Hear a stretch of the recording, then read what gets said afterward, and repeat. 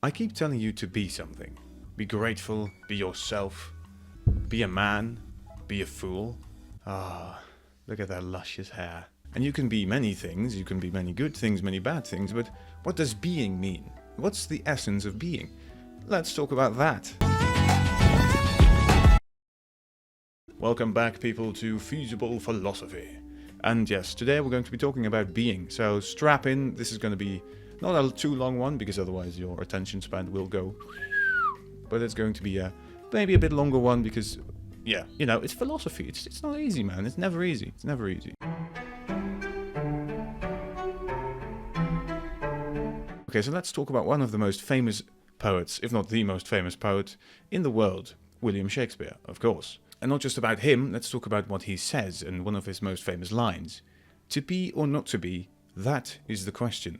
Now that's about being, so now I won't get into the entire poem, and I won't get too much into even that one sentence, because even that one sentence could make me talk for 2 hours straight, because it's not easy, it's philosophy. But basically what he means is this. To be or not to be is basically the question of whether to exist or not. Now, according to him, to exist would mean to live, and to face all the hardships and troubles that life gives you. He calls them the slings and arrows of outrageous fortune, which comes right after that little line. Not being, to not be, would be not to exist. So you wouldn't have to go through all those hardships, you wouldn't have to go through all those slings and arrows of outrageous fortune. Yeah, death would mean no hardships, no troubles, but also no life, no being. Let's look at another well-known phrase. I think, therefore I am, by Descartes. He's French, right? Yeah, he's French. René Descartes. What he says is, well, basically what he says is very simple. I think, therefore I am. I have thoughts, which I can then again think about. I think about things. I am. That's what you are. That's sort of the intellectual part of being. Very interesting. Very easy, actually. Just, you know, I think, and I can think stuff, and I know I think stuff, because we're humans, we can think stuff. And we can say stuff, so we can say what we think.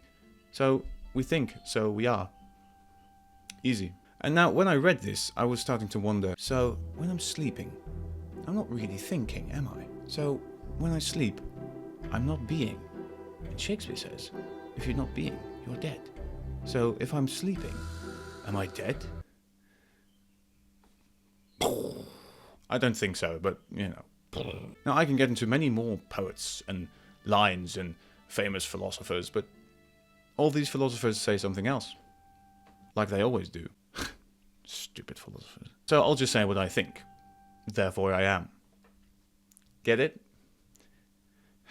Now I'm 23 and quite an idiot, so this will not sound as smart as what the other people said, but I'll give it a shot. First of all, I found this little thing that Bob Proctor said. I'll show you a clip of it. See, I think we live simultaneously on 3 planes of understanding.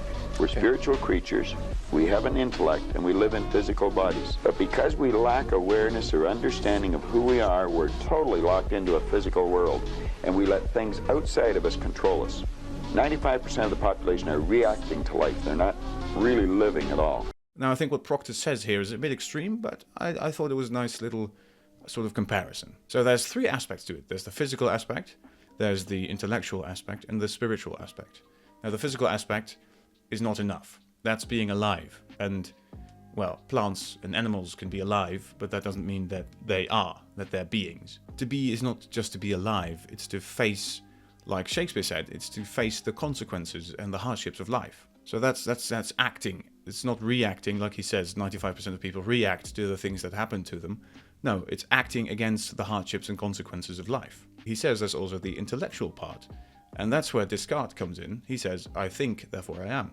The intellect part. If you give yourself certain values and you put value on things, that means you have an intellect, quite a high one, and that means you're being. And then there's the third part, the feeling, and not the, oh, someone's pinching me, I can feel it, because I think animals feel that too, and maybe even plants, so shut up vegans, haha. But I mean the spiritual feeling, the feeling in your soul, like you feel love for your family, for your pet dog, for anything, right? That's feelings. Maybe it's more, maybe it's not that. And again, it's philosophy, it can go any which way you would like. Philosophy, there's never really an answer.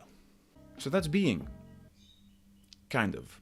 Again, it's philosophy, so there's never really a true answer to anything. So, yeah, I don't know. It's philosophy. The fun thing about philosophy is you can share your opinion and your facts and theories with others. So let me know what you think in the comments, and have yourself a lovely little day.